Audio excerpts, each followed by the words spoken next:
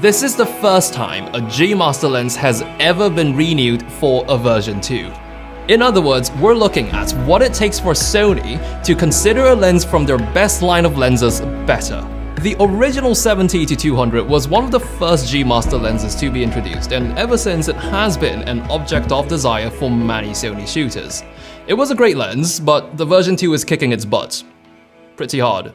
These two versions of the 70-200 G Master might not appear too different superficially, but when you actually pick up the version 2, you would be forgiven if you think you just picked up a dummy unit, because it just feels wrong that an F2.8 70-200 lens weighs this little. It's only a bit over a kilo, which is over 400 grams lighter than the version 1. Handling one of these is quite a special experience because you've got this big lens up front, and somehow it feels perfectly balanced in your hands. The front of the lens doesn't feel like it wants to crash downwards, which was the case with the version 1. Now, weight distribution is not the easiest thing to show in a video, so until you get to hold one of these for yourselves, all you need to know is it's very light. In fact, Sony is claiming that this is, as of launch, the world's lightest f2.8 70-200 autofocus lens. It does remind me of the top-end 400 and 600mm G Master lenses, absolutely humongous in size but defyingly light when you actually lift it. Now, part of the reason the version 2 can be lighter is because it actually contains less elements than the version 1. But despite having less glass, the version 2 is optically superior to its predecessor. I mean, you probably already saw that coming, it's kind of how version 2 for lenses work. But still awesome nonetheless. Resolution of fine details is even better than the already outstanding version 1. There's also a pretty big improvement in terms of chromatic aberration. This is especially apparent on the 200mm end. There's practically no chromatic aberration visible on the version 2. You can also focus closer on the version 2. Close focus on the version 1 was 96 centimeters. On the version 2, that's brought down to 82 centimeters at 200mm. But it doesn't stop there. Something quite special about the optical design of this lens is how its minimum focusing distance decreases along with the focal length, meaning as you zoom out from 200mm, your minimum focusing distance will go from 82 centimeters all the way down to 40 centimeters. Considering the lens itself without the hood is already 20 centimeters long, you can get ridiculously close to your subjects with the 70-200, which again is something that defies logic on 70-200s. Now, to put that into perspective, the working distance at 70mm on this lens is in the ballpark of minimum focus on my iPhone 12 Pro Max. This close-up ability is absolutely my favorite thing about this new lens. No more missing shots with your 70-200 because something's too near. Now, I'm no optical engineer, but if I were to make an educated guess, I would say this ability would likely come at the expense of the focus shifting drastically as you zoom in and out.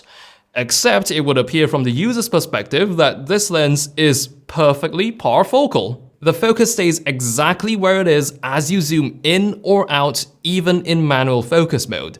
I believe Sony has integrated a compensating mechanism into the design of this lens, likely using the AF motors, but if that is the case, I have to say it's done very seamlessly.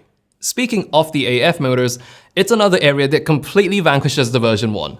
It's got 4 XD linear motors, which makes for some of the most snappy autofocus performance that I've only seen before in the 50mm f1.2 G Master. It is blazing fast. The focus just jumps to whatever you put that square on, and it happens so fast you can't even see the transition.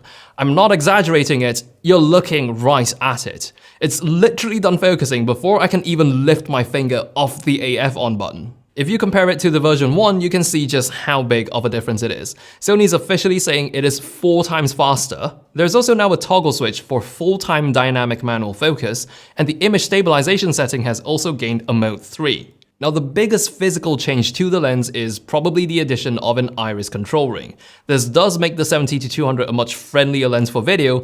As usual, there's a switch to declick the ring, but if you're concerned you might accidentally bump your aperture setting off because of the ring, this particular lens offers a lock for the ring.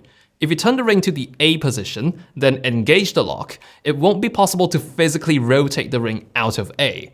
The lock doesn't work in any other position, so there's that. I personally find the iris lock quite useful because I'm pretty much shooting this lens at f2.8 all the way. I am in love with the bokeh on this lens. It's creamy, it's smooth, but not to the extent of looking clinical. It's a bit weird to say this about a G Master lens's bokeh, but the bokeh does have a bit of personality to it. There's a bit of that swirly decay in the corners, and I'm quite a fan of the look. Oh, and one last thing. It's got a new hood.